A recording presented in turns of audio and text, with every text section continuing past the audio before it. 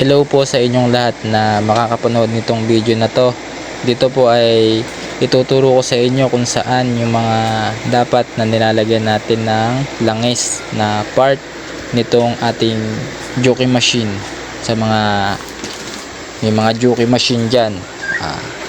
Ito, tutok lang kayo. Ito po yung maliit na butas na to ay sa karayom.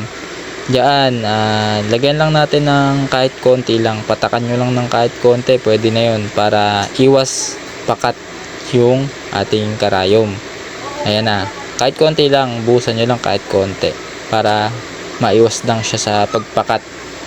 Ayan, tapos ito yung pangalawa, open nyo lang yan, tapos ayan, buhusan nyo siya kung gaano kadami yung gusto nyo ibuhos, tansyahin nyo. Ayan, yan yung angat nyo lang yan. Busan nyo lang siya dyan. Matatansya nyo naman yan eh. Yan, tapos, ito yung pangatlo. Ito. Angat nyo lang yan. Angat nyo. Ayan. Yan yung ilalim nya.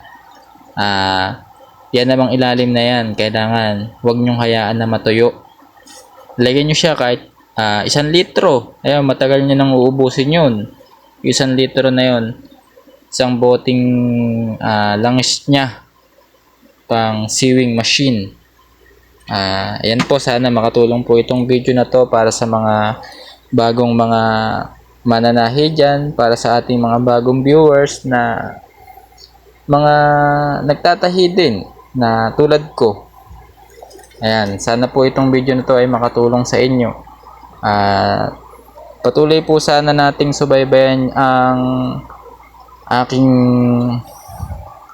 channel. Sana po mag-subscribe kayo para sa mga susunod kong videos na i-upload ay updated kayo. Marami pa akong i-upload na mga videos na makakatulong sa ating pananahi, sa ating makina.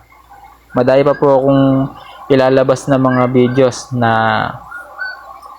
kahit pa paano sana makatulong sa inyo. Sige po.